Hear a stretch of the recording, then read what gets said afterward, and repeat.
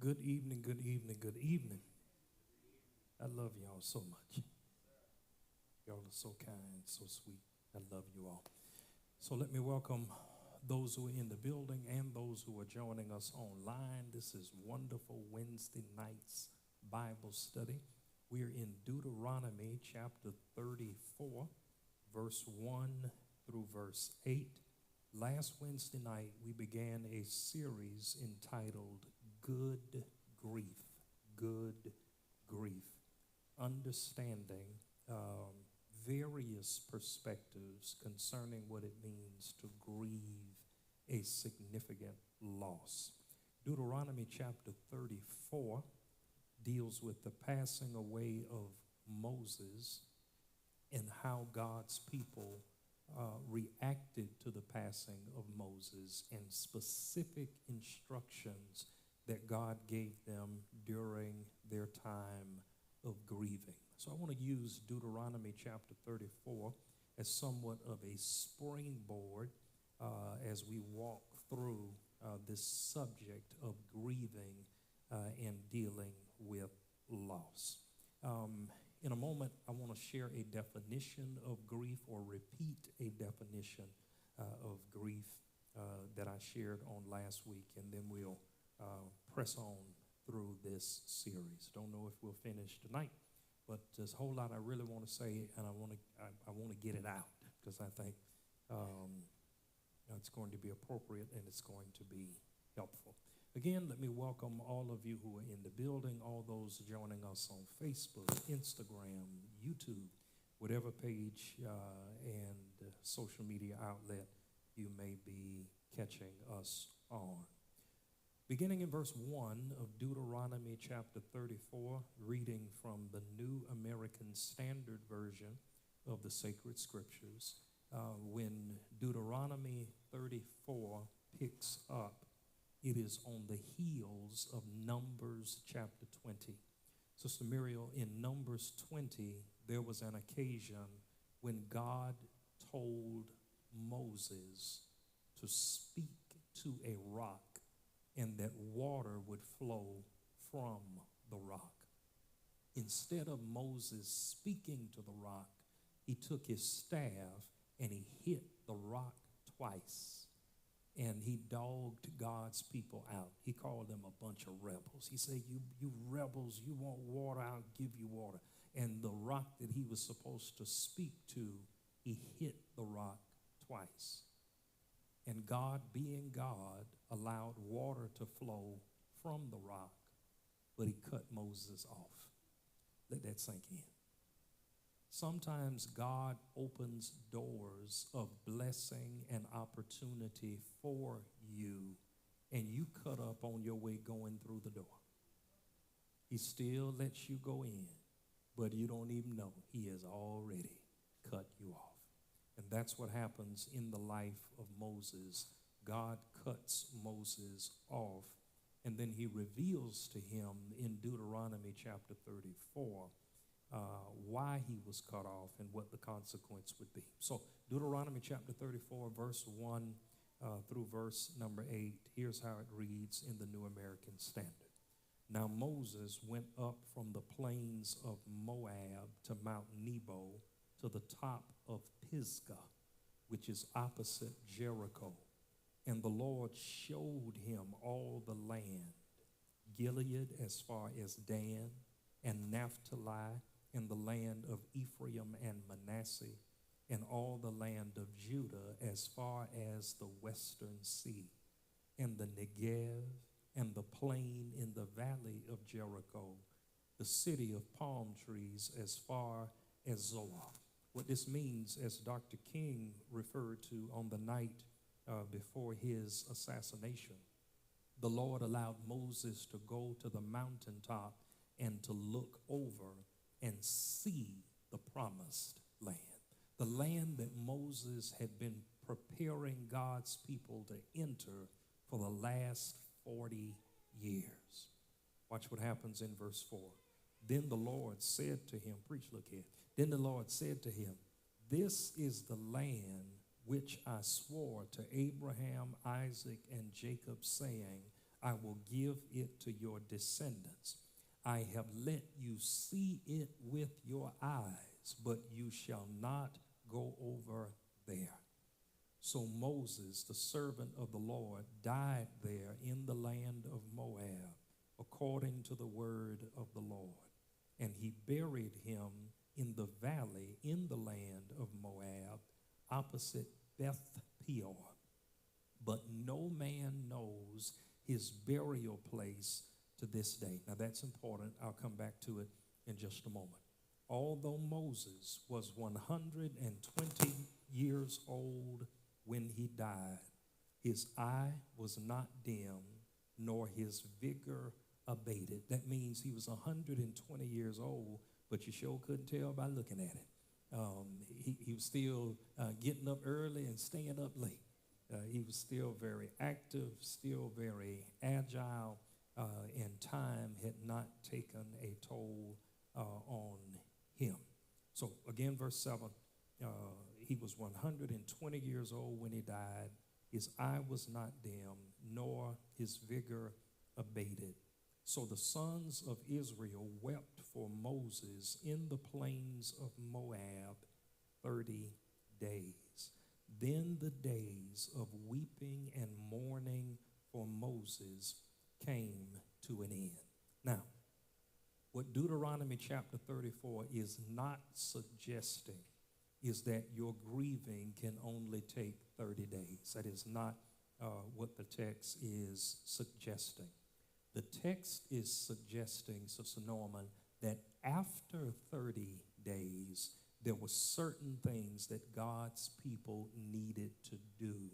And in order for them to do the next thing, they had to properly prioritize, and let me use another word, compartmentalize their grieving. They had to tell their grief where to go.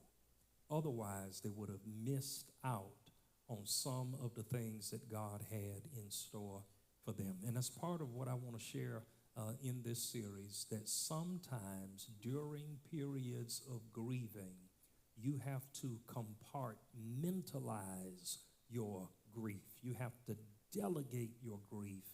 Tell your grief where to go, because there are certain things, I believe, that can occur during grieving and certain things that should occur at some point in the grieving process as you compartmentalize your grief. It doesn't mean that grieving is over.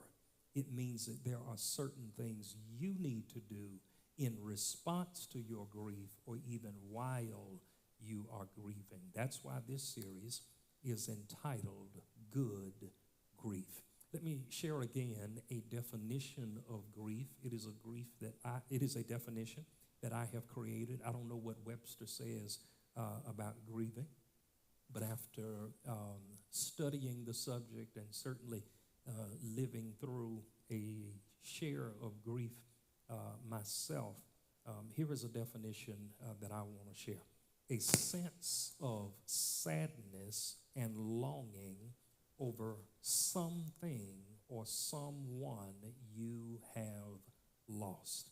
A sense of sadness or longing over something or someone that you have lost.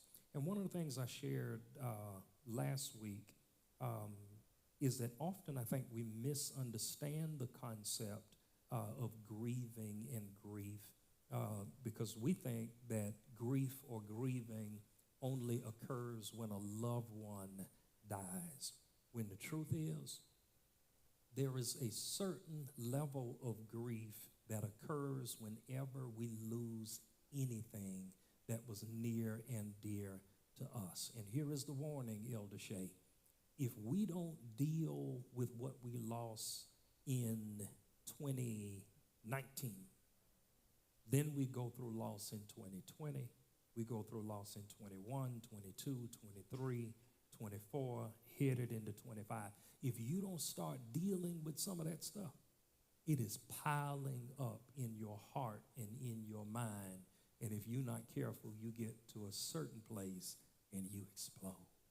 you lose it. And so what we want to do is to learn better how to process this whole concept of grieving, understanding what God may be up to during our periods of grief, and how the Lord may desire to work through the grieving process to even do great things for us while we are grieving. All right, the first thing that I shared last week, and I'll go through this very quickly, is what I call the how of good grief. The how of good grief. How are we to grieve? What does it look like? What does it feel like as we're going through it? The first thing I shared on last week under this subject is that grief has triggers. Grief has triggers, because you can walk around thinking you're okay. Then all of a sudden, one of those triggers is pulled. Oh, let me share this for free. I learned this during a grief counseling course. Even a word, Sister Norman, like trigger, can be a trigger. Because if you lost a loved one to some form of gun violence, just hearing the word trigger becomes a trigger. One of the things that taught me in learning things like that is to try to be as careful as possible with this mouth. You never know the impact that your words can have on someone else. I had a co-worker. He was actually my boss. He was one of the co-owners of the company that I worked for. We were at a Christmas party, and one of the things that we were required to do at the party was to bring what they call a gag gift. This was a gift you couldn't pay more than $10 for because it was a gag gift, not a real gift. And the gift that I ended up with, that someone gave me, was one of these little plastic guns with the little suction cup thing on the end of it. You shoot it at a wall or a mirror, and the little projectile stuck to the mirror. That's what somebody gave me. Well, they were joking with me at the Christmas party about my gift. Some of them had been sipping at the party. And, so, yeah, there's a whole lot of laughing going on. And somehow the subject of my toy gun came up, and I pointed my toy gun in his direction. He lost it. And one of his family members came to me. I'd never seen him like that before. And one of his family members came to me after the fact and said that since he served in the Vietnam War, it can be a bubblegum gun. And he doesn't want anybody pointing a gun in his direction. I was like, word to self, a note to self. I will do better.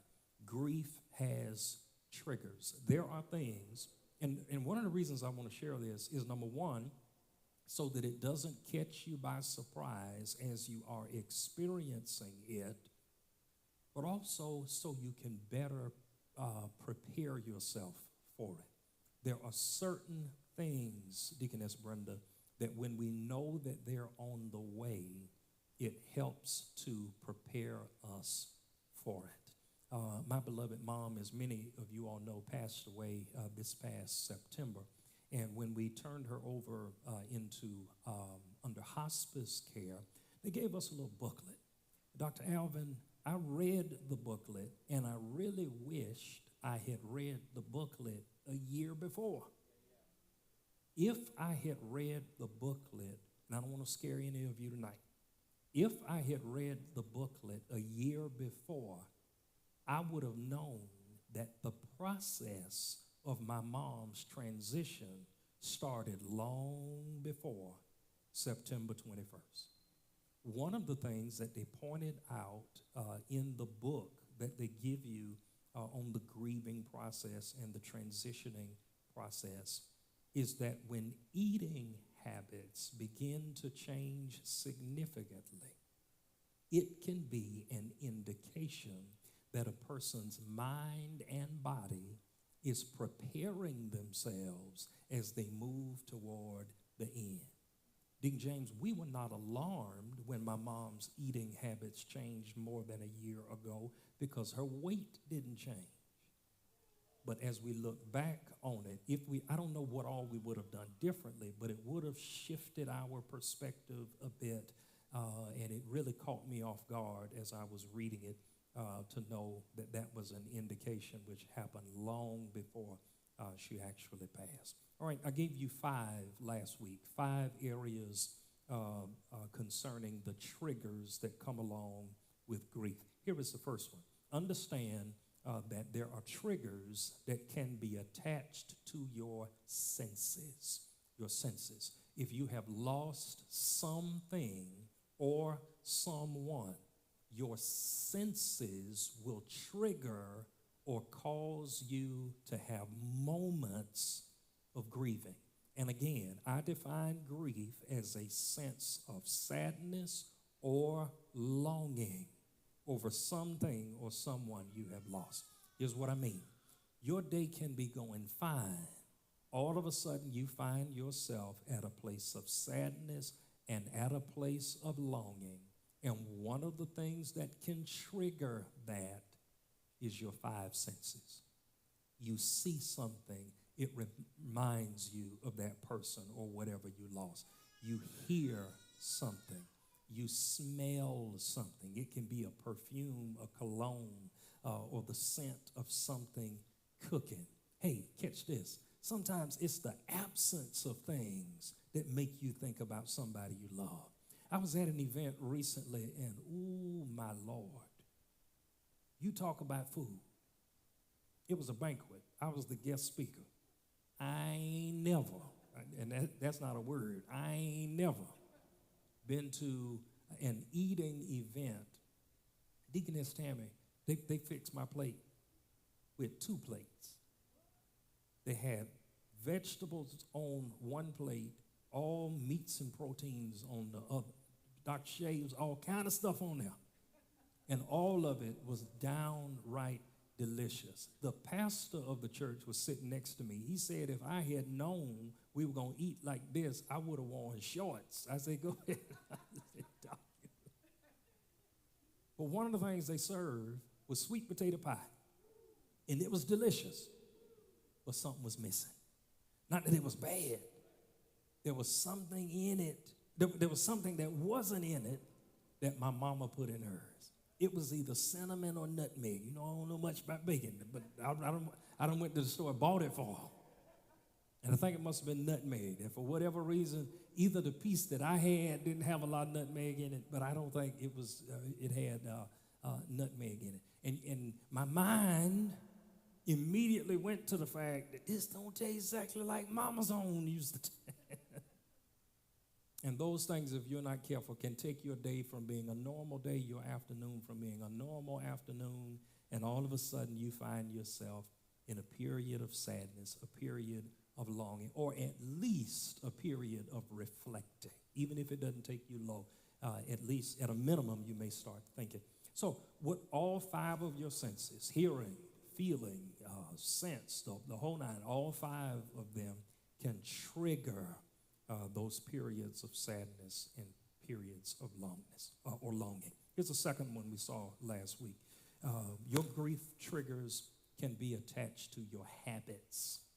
Your habits, things you do a certain way over and over again. Often, if those habits are connected to something or someone that you have lost, it can trigger your grief. Some folks know what it's like that and I've seen a number of people who are like this, where maybe while you're going to work or while you do a certain thing, you normally pick up the phone and call somebody.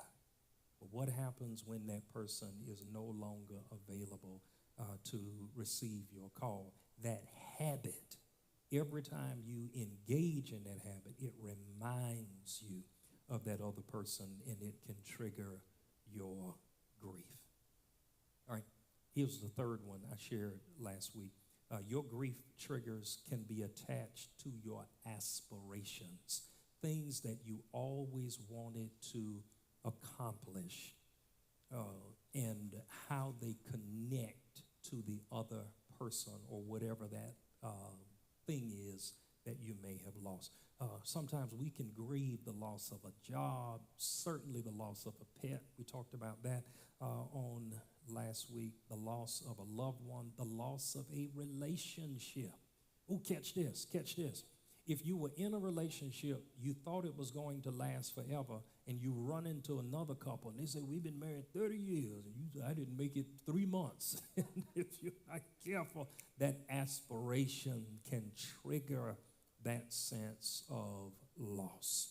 So your grief triggers can be attached to your aspirations. Here's the fourth one I shared with you last week. They can be attached to your regrets. Your regrets. Things you wished you had done. Things you wish you had said. Things you wish you had corrected. And every time you think about it, it can trigger your grief or bring you to a place of sadness or a place of longing. All right? Then the fifth thing we shared last week is your grief triggers will be attached to your memories. Memories. Your grief triggers will be attached to your memories. In response to that, last week I made 2 recommendations. Here is the first one. Make as many good memories as possible. Make as many good memories as possible. Now, some folks won't let you make good memories with them, but do your part. Make as many good memories as possible. And then the second recommendation I gave is this: capture them in as many ways as possible. Capture them in as many ways as possible. I have a collection of books on my bookshelves in the office. Some of the books I have more than one copy because the books were so precious to me until I never wanted to lose them. And when I found them on sale, somebody was selling them online, I bought some duplicates. Thanks be unto God, they done put all this stuff on my computer. Now I have thousands of books that are stored on my computer and in all these clouds, so I don't have to rely as much on the printed pages. But I wanted to make certain at that time that nothing would ever occur that would cause me to lose them. So I wanted to hold on to them. I recommend that you do the same thing with your memories. And think about this. You know, when I have seen photographs of my mother's mother. I have never seen a photograph of my mother's father. Cameras were not as plentiful in their day as they are in our day. So we're fortunate in the sense that, you know, used to be if you wanted to take a family picture, you had to find Olin Mills somewhere. Everybody had to load in the station wagon and drive down there and sit up and pose and smile and say cheese. Now if you want to catch something, you can pull out a cell phone and catch it right there on the spot. I met with a new client today, a new customer for a custom wardrobe, and he asked me something ain't nobody never asked me. Sometimes people ask me, you know, to verify that they have the correct phone number. He said, well, what's your email address? I said, I gave it to him. I said, that's odd. I'm not used to hearing that. Then he said, how do I find you on YouTube? I said, for real, Reverend? Are we going that far? So there's just so much out there now, so many ways that we can memorialize things. And I encourage you, make as many good memories as possible and then capture them in as many ways as possible so that you get to see them, you get to hear them, you get to experience them in as many different ways as your senses can contain. I thought for years, I don't bake. I don't do a lot of cooking. I have at various points in my life, but I don't bake, do a lot of cooking. But I used to think for years, there's a dish that my mom used to prepare, and it was banana pudding. And I have two of my older siblings, my sister Janice and my brother Slater Jr., Boy, they used to go at it a little bit about Mama's banana pudding. I used to kind of step back. I would see how much they were gonna get, then I'd decide how much I would get. And Mom, she wasn't no Cool Whip topping on them. No, these were egg whites that were whipped and sweetened, and she put the whole thing in the oven until the top had that golden brown, texture on the top. And I used to say to myself for years, I say, nothing better not happen to Mama, because we don't know where this recipe is. It must be somewhere in a little tin box tucked up in the shelf. So finally, I got up enough nerve to say, Mama, I wasn't going to bake it, but Mama, where is the recipe for the way you make banana pudding? She said, it's on the side of the vanilla wafer box. She said, I make it just like they say on it. I'm like, Lord, I thought this thing was guarded somewhere under lock and key. You had to call the White House in order to get it right there on the side of the box. All right, so grief has triggers. They can be attached to your senses. They can be attached to your habits. They can be attached to your aspirations. They can be attached to your regrets. They will be attached to your memories. Here's the second thing we saw about grief.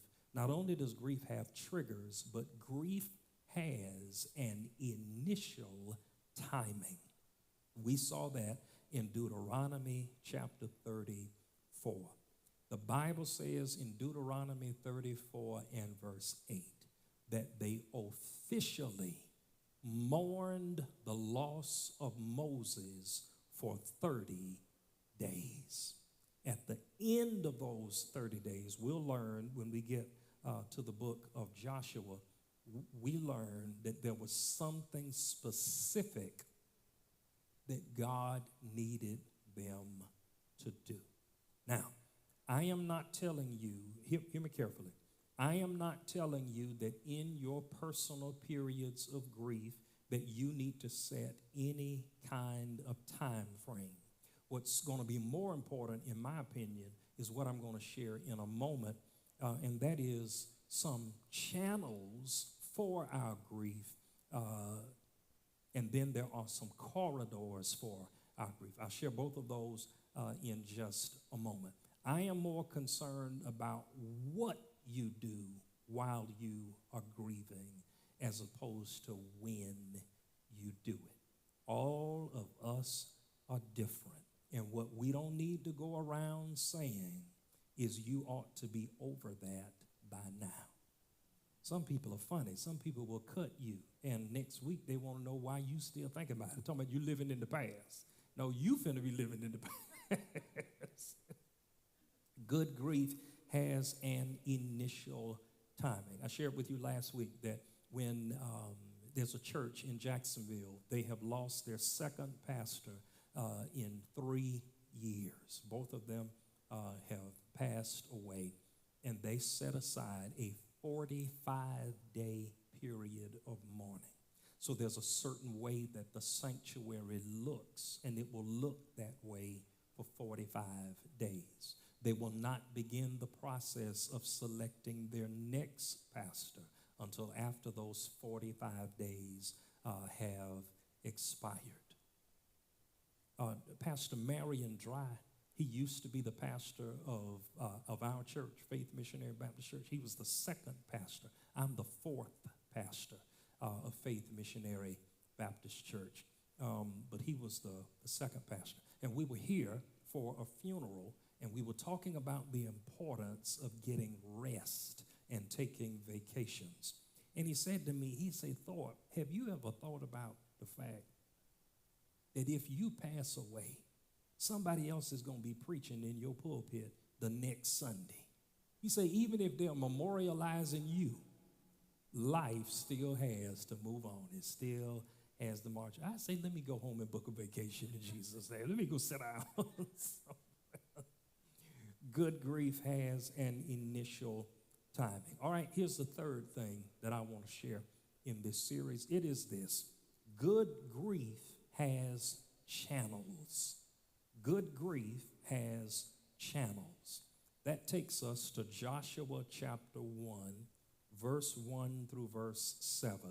Good grief has channels. What do you mean by channels, Pastor Thorpe? Good grief gives you some reasons to keep going, which means while you are grieving, recognize that at some point you're going to need to keep on going. And I want to share in a moment some reasons that that may be true. Here's Joshua chapter 1, verse 1 through verse 7. Again, reading from the New American Standard Version. Now, let me say this right off the bat. God is not being mean. God is not being harsh. He's actually being kind, but he's also being honest. And sometimes we need both. We need kindness, but we also need honesty. Here's verse 1.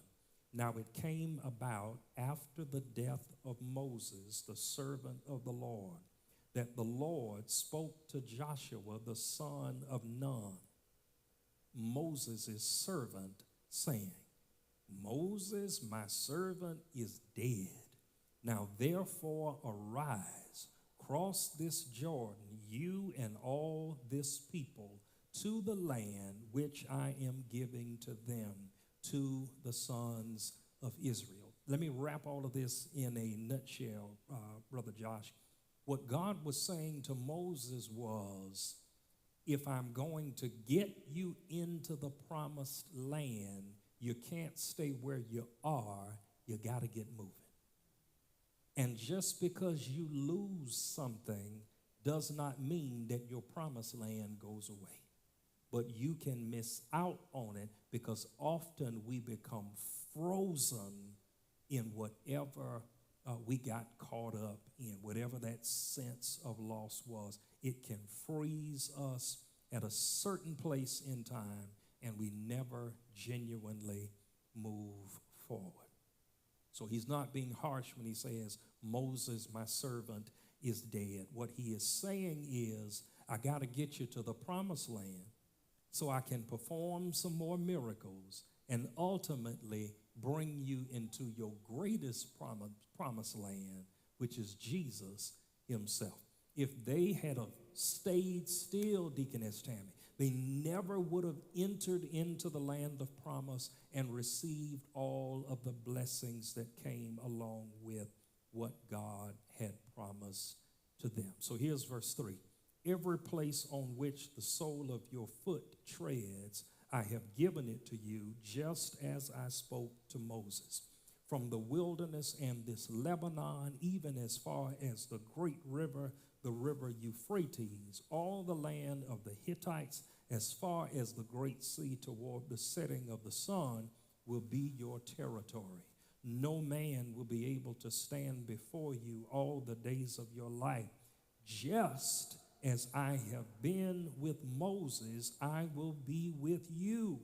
I will not fail you or forsake you. Be strong and courageous, for you shall give this people possession of the land which I swore to their fathers to give them. Only be strong and very courageous. Be careful to do according to all the law which Moses my servant commanded you.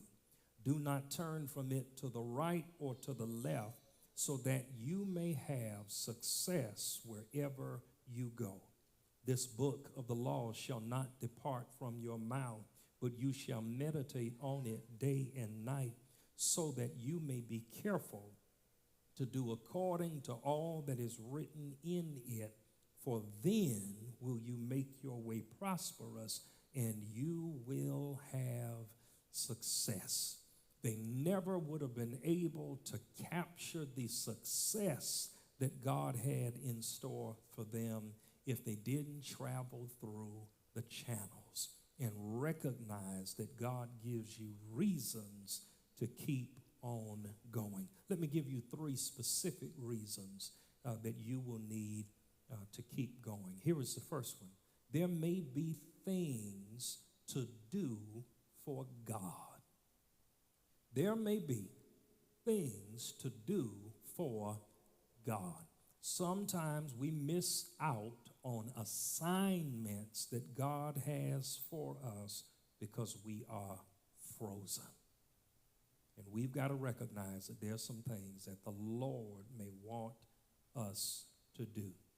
Joshua loved Moses. We saw in Deuteronomy chapter 34 that when Moses died, God himself buried Moses and wouldn't tell anybody where the body was. If they had known where the body of Moses was, they would still be sitting by the bones today. I have a wonderful pastor friend. His mother passed away some years ago. He told me after his mom passed away, years later, he was still driving once a week back to his hometown just to visit the cemetery. They would have enshrined the body of Moses, and they never would have moved forward into the promised land because they would have lost sight on the fact that there was something God needed them to do. So the first reason we've got to keep going is because there may be things to do for God. Here is a second reason. There may be things to do for yourself. You've got to keep moving because there's some stuff you need to do. There are some perhaps investments or opportunities that may be in front of you, and you will miss out on what God is doing now because you can't get over some of the things God has allowed you to go through. All right, so number one, there may be things to do for God. Number two, there may be things to do for yourself. Here's number three. There may be things to do for your responsibilities. For your responsibilities. I think that one of the hardest things about grieving is when you still have other responsibilities that you need to care for and help through the grieving process themselves. For example, a parent loses an adolescent child, but the child who passed away has siblings. So you not only have to deal with your personal experience of loss and grief, you got to ask yourself, what is it like from their perspective as their brothers and as their sisters? How do I help myself and help them at the same time? And if you shut down into a silo and you only focus on how you are dealing with the grieving process and not even pausing to walk them through the grieving process. Think about this. As adults, many of us have been to a lot of funerals. But think about a kid going to a funeral for the first time. Can I be honest? When my beloved sister Audrey passed away at the age of 37 in 1987, I was just 12 years old. And one of the things I watched, these words have never come out of my mouth in almost 51 years of living. I've never spoken this before. But one of the things I did, I watched everybody who would walk up to my sister's casket and they would kiss her forehead. You know what I said at the age of 12, Deaconess Thomas? I said, I'm going to kiss her too. You know, and nobody told me. In all the times I had kissed and hugged my sister in the past, nobody prepared me for the fact that her body was going to be cold. And when I went, I still remember it like it was yesterday, what it felt for me to recognize, even though she looked like herself, she was not herself. That was the house that she used to live in. And nobody prepared me for that. Nobody prepared me for that. So sometimes it can be of great benefit that you recognize that part of the reason we got to keep going is because we still have responsibilities that God has called us to take care of and to provide for. So that's the third thing I wanted to share. is that good grief has channels or reasons to keep going. Here's the fourth thing I want to share about good grief. Not only does good grief have channels that motivate us, good grief has corridors. Another word for a corridor is a hallway. What do you mean by that, Pastor? I mean, don't miss this. This is so important. In the grieving process, God will reveal some paths to explore that are only revealed during suffering. You don't catch nothing else. You got to catch this. The reason you have to be prepared before grief comes is because there are some things that the Lord does not reveal to you while the sun is shining. It's only when it gets dark. So Thorpe and I just purchased some lights. The lights are solar powered. Elder Shade, is almost embarrassing. The lights are solar powered, which means before you can see the lights, they got to soak in some sun, charge a battery, and then the lights come on at night. Well, you buy them and you put them out during the daytime. You don't know whether they're working or not. I put all them lights out, spread them out all around the house, came home that first night, waiting to see them lights on, wasn't none of them on. I hadn't read the instructions. There was a button you got to push on the lights. I'm like, what I'm doing? I got to wait a whole nother day to soak up some sunlight before these lights will even come on. There's some lights that don't come on until it get dark. And you've got to be prepared for the light before the darkness comes. The same thing is true when it comes to grieving. You got to recognize, I don't know necessarily why God works this way, but I know he does. There are some open doors of opportunity that God will only make available to you while you are going through. Think about the psalmist in Psalm 23. Yea, though I walk, or even though I walk through the valley, King James Version says, of the shadow of death. It literally means the valley that is as dark as death's shadow. The psalmist says, I will fear no evil, for thou art with me. Thy rod and thy staff, they comfort me. Thou preparest a table before me in the presence of mine enemies. That means that there are some things that God only does for us in the dark. But if we are not looking for God to do things for us in the dark, we miss what God is revealing to us. You can write this down in Ruth chapter 1, verse 1 through verse 7. Ruth loses her husband and her 2 sons. She is in the land of Moab. They're in Moab because there was a famine in Palestine. They leave Palestine, go to Moab. They're there for more than 10 years. Husband dies, both sons die. Then she gets word that God has visited her people back in Palestine and the famine is over. And Naomi says, I'm going back home. Her 2 daughters-in-law, they say, we going with you. And they headed back. And as they're headed back, she stops them. She said, wait a minute, y'all are still young. Go get you some husbands. Have you a family, and, increase your own family line. Both of them said, Orpah and Ruth, both of them said, we going with you. Naomi said, y'all need to go back to your people. Orpah said, you know what, you're right. I'm going to go on back to my people. Ruth said, Naomi, wherever you go, that's where I'm going. What you eat, I'm going to eat. Wherever they bury you, that's where you're going to bury me. And when Naomi recognized that she could not send Ruth away, she allowed Ruth to come with her. That's in the book of Ruth, chapter 1. When Naomi gets back home, her family member said, is that Naomi coming? You know what Naomi says? Don't call me Naomi. Her name Naomi meant pleasant. She said, call me Mara, which means bitter.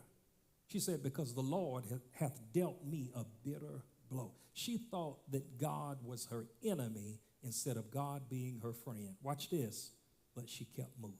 Y'all about to make me tear this church up. And sometimes you got to recognize, even in the midst of grieving, even in the midst of loss, you need to keep going, because there are some pathways that God will give you to explore, and they can only be revealed during suffering.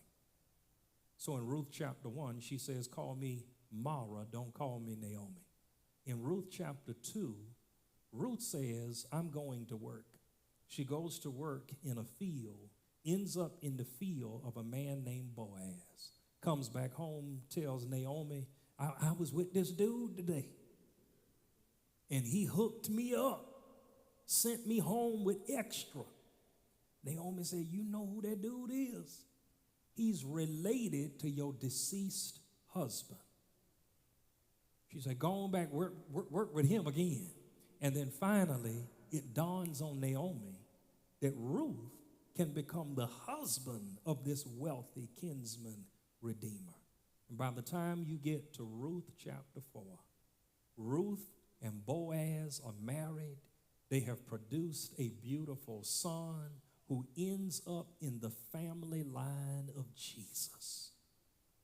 What would have happened if Naomi had been frozen in her grief instead of recognizing that there were some pathways that needed to be explored, even in a period of grieving?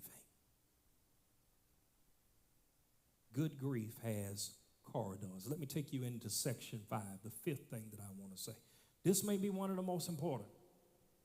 Now, everything I've shared, of course, I believe is important, but this is going to be important. Point number 5, bad grief has words. Now, let me say this. If you have said any of these things before, I don't want you to feel badly. I just don't ever want you to do it again. But I don't want you to feel badly.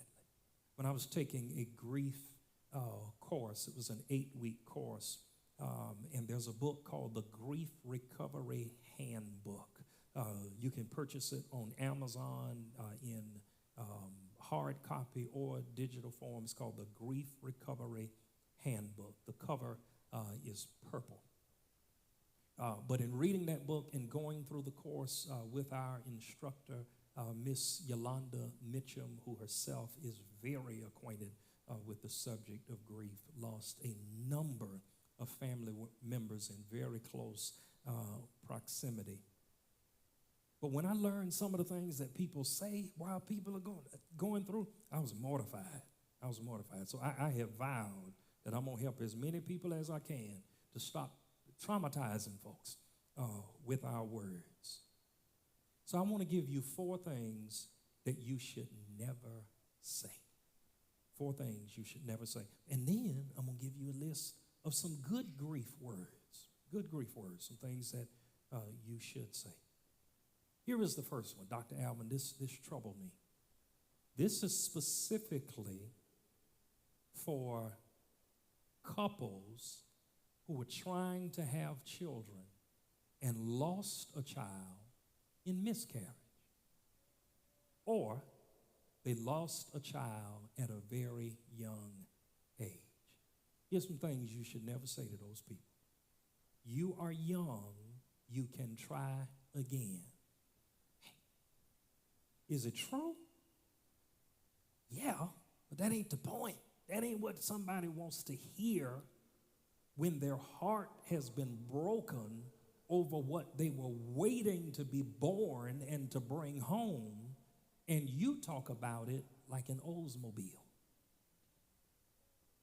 You don't want to say to somebody who's just lost a baby that you are young, you can try again, or that you can have another child. These are not, everything is not replaceable. Give me the time to go through my own grieving and healing process. Is it true? Is it true that they can try again? Yeah, but that's not the point. That's not the point. Let me give you another one. That's a bad one. Second thing people often say, especially when they lose a child, people say something like, at least you still have others. As if we're talking about shoes or neckties or pots and pans.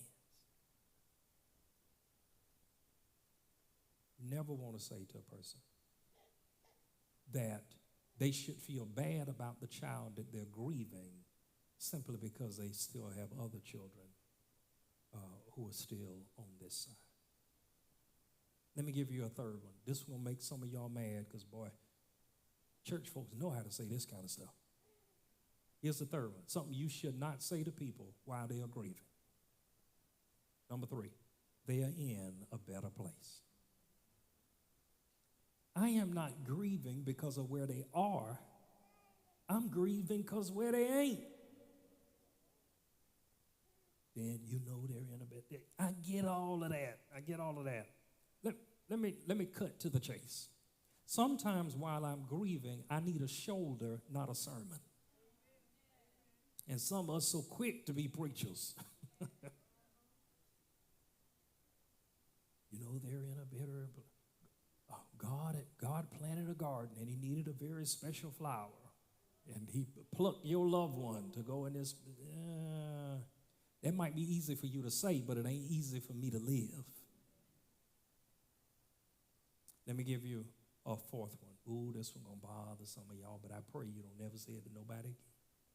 You ready for it? Here's number 4. I know how you feel. No, you don't. Because I don't even know how I feel. You can't know exactly how I feel because I don't even know how I feel. Now, here's the truth. What that person may be going through, you may have gone through something similar, but just because something is similar does not mean it is the same. I wanted some new headlights for my car, Deaconess Thomas, about 2 months or so ago. So I went on Amazon and I ordered some. And then I found out that in order to put the headlights on, it's like a 4-hour job for a professional because the whole front end and the bumper has to come off the car. I said, well, I ain't got that kind of time.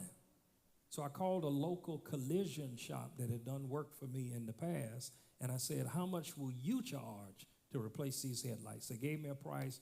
I said, fine, I'll drop the car off so you can do your thing. I called them back to find out whether or not the car was ready, and they said it's not ready because the headlights that you bought don't fit. They looked the same on the outside, but the way they mounted on the inside was not the same. They didn't fit. And sometimes what you go through may look a lot like what someone else is going through, but truth is, it ain't 100% the same. All of us are different. We process things differently. And sometimes when people say stuff to you, you wonder, are you grieving or am I grieving? Because it's like they turn the conversation over on themselves. I know what you're going through. I went through the same thing 3 months. Did you really? Did you really? Are we that identical that what you went through is the same as what I am going through? I can assure you. Let me say it this way. During periods of grieving, I have never felt better when somebody said to me, I know what you're going through. I found it to be insensitive. Because I didn't know how I was feeling. I didn't know how to put my own feelings into words. Why? Because I had so many different triggers I'm dealing with. Triggers of my senses, triggers from memories, triggers from habits. All right, so that's 4 things I hope you don't never say to people. And if you said it before, don't feel bad. Don't feel bad. We do a lot of stuff because, it's all we know, and we've seen others do it. Let me give you some good grief words, because bad grief has words. That was number 5. But number 6, good grief has words too. Let me give you 5 things to say to people while they are going through. Here is the first one. I'm here if you just want to talk. Which means sometimes the less you say, the better off you're going to be. I'm here if you just want to talk. Let me give you another. Talking to folks who are going through dealing with grief. You can say to them, this can be so hard, isn't it? Identify with them. This stinks. Catch this. In John chapter 12, when Lazarus died, Jesus goes to Lazarus' hometown. He goes with the intention of raising Lazarus from the dead, but he still cried when he got there. Which means he knew he was about to reverse what had happened to Lazarus, but he needed to identify with the grief that they were going through first. It's okay to say to somebody, I don't know what to say to you. That I don't begin to, in my, going into 27 years of serving as the pastor of this church, the hardest thing that I've ever had to deal with as the pastor of this church is a family who lost a child that they were expecting to give birth to at any moment, only to learn that in the 9th month, the child had lost their heartbeat. And by cesarean section, the precious baby child had to be removed from its mom. They called me at about 11 o'clock at night. I'm expecting them to tell me the baby has arrived, only for them to tell me that they lost the baby. Precious, hard-working family, beautiful nursery. I had already seen pictures of the baby's name already spelled out on the wall.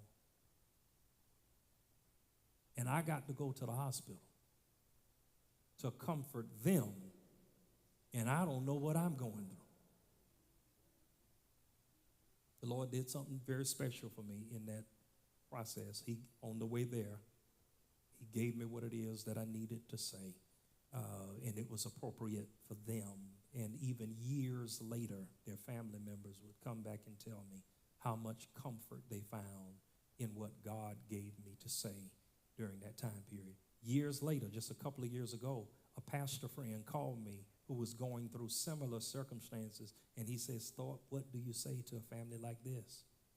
And I said, here's what God gave me to say to a family who was going through similar circumstances. Here's number 3. A third thing I believe and let me say this now. Say this to people who trust you if they're grieving. Don't just walk up to strangers and say this. Here's number 3. I know it's tough, but I want you to force yourself to get as much rest as possible. Grieving is hard enough by itself, but when you got to grieve and plan at the same time, you need to get some rest. You know why? Because the more you are sleep and rest deprived, the more fragile and sensitive your nerves are. And I don't want you snapping at people at the funeral. So get you some rest. I've always encouraged families, in as much as it is possible, try to get as much rest as you can. Force yourself to rest. And Lord's willing, next week I'm going to talk about some stuff that can contribute to funerals and the whole planning process not being as traumatic as it often can be. Let me give you number 4. Fourth thing you ought to say to people, especially when they are people who trust your words. Here's number 4. You are not required to serve and comfort those who are least affected. Take time for yourself. Let me share this with y'all for free. Sometimes while we are grieving, we're going through loss, we're trying to make sure this one has a hotel to stay in, this one has something to eat. Let me ask you something. Were them people eating last week? If they knew how to find a sandwich last week, they'll know how to find one while you are going through.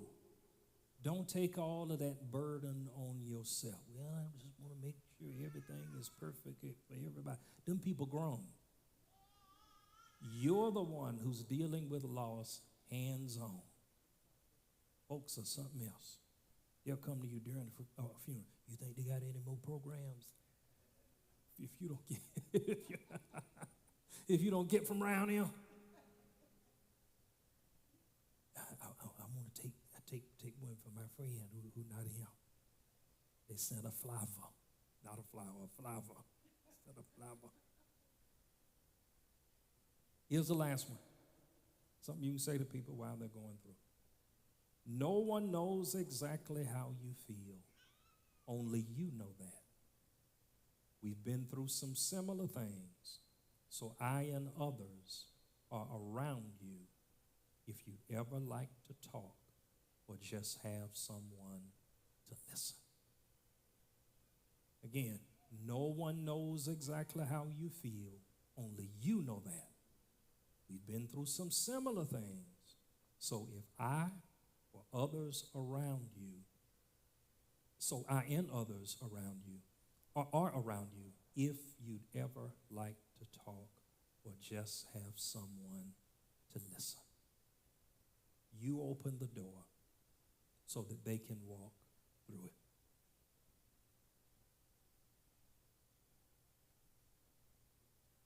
And as people start to talk to you, because you say, you know what, because sometimes you'll volunteer while you're going through, say, you know what, we were just at a funeral service for somebody in your family. And then you can say to them, after they have opened the door, you can say to them, you know what, it's funny you should mention that. Here's something that happened while I was going through. I'm going to share this one thing, and I planned to share it for the last 2 or 3 weeks, so I'm going to share it. I got it here in front of me. When my beloved dad passed away in 2019, and my dad was under hospice care. And one of the things about hospice care, whether you know it or not, is that once you move into the hospice care phase, things like scans and x-rays, they don't do that anymore. So one of the things we wanted to know, or at least I wanted to know, my dad suffered with cancer. He fought with cancer for a number of years, about 15 years, I believe it was, that he dealt with cancer, and it was a valiant fight, and we were thankful for every day that the Lord allowed him to be with us. And we knew the cancer was moving or metastasizing through different parts of his body. And I wanted to know, Deaconess Brenda, whether or not the cancer had altered his thinking and behavioral faculties. And so we had said to the doctors, has this cancer changed the way he thinks so that it can change the way that he behaves? And they said, we have no way of knowing that because we no longer do the scans. So what I wanted to know after he passed away, I said to the funeral director, I said, in what you all have done in preparing our dad for his memorial service, can you determine whether or not his cancer had spread to a place that it would affect his thinking or his mental capacity or behavior? And I'll never forget, the funeral director was Tyrone S. Warden of Funerals by T.S. Warden in Jacksonville, Florida. He was sitting in his chair, Elder Shea, and he was doing all the computerized work that they do in planning the service. And when I asked him that question, he closed what he had in front of him, and he leaned back and he folded his arms. And he said, Pastor Thorpe, I want to ask you one question. I said, go ahead. He said, when your dad came to the end of his life, was he suffering any? Was it uncomfortable? I said, yeah, it was a period of suffering and discomfort. And T.S. Warden says, but that's all that matters, that the Lord took him from a place of suffering to a place of comfort. From that day to this one, I ain't had no more questions. I didn't want to know nothing about no scans. I didn't want to know about metastasis or anything. There was something about someone who was experienced in helping people, watch this, let go. Until his words to me were truth and comforting both at the same time.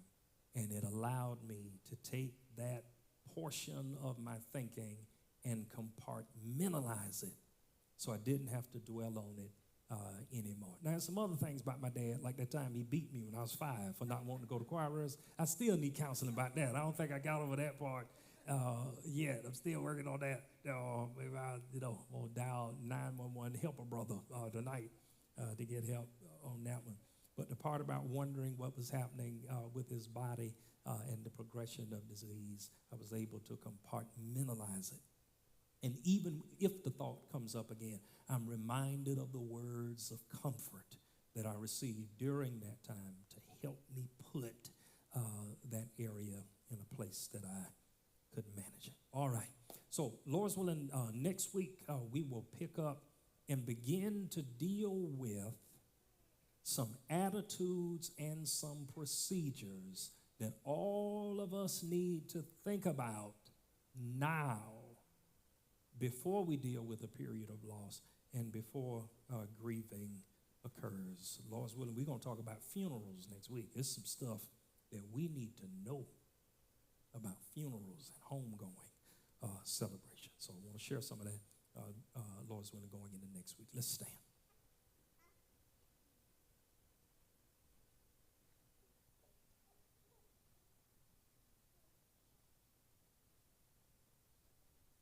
I like being able to visit social media to find out what's happening with people like my classmates when they have a new baby or at this age, a new grandbaby. I get to rejoice with them and to pray for them, but also when they're going through, you go through right along with them. And so there's something about going through. It's always around us in one form or another. So I want to pray tonight for the Lord to add a supernatural buffer of his comfort and his grace for those who are going through. Let's pray together. Father, we thank you that in the midst of all things, you are still God. Help us to see you not only when the sun is shining, but even when it gets dark. Help us to focus on who you are and all that you have done and what you are doing. Keep us still. Hold us in the center of your will. Give us a peace that only you can describe, a peace that only you can define. Help us to stay focused. Help us to stay connected. Help us to be honest with ourselves about what we are feeling while we are going through. Then help us to trust you through the process. We thank you even now for every mountain you will take us over, every valley you will bring us through. In Jesus' name, amen. Let's give God a great big hand for being who he is, for doing what he does. I love all of you. Look forward to seeing you tomorrow night as we exercise together at 6:30. Look forward to seeing you Sunday morning at 9:15 in preparation for Veterans Day as we honor and recognize those who have given service in our country's military. Pray for our country. We had an election last night. Keep your eyes on Jesus. In Jesus' name, keep your eyes on Jesus. Trusting him one day at a time. Have an awesome night.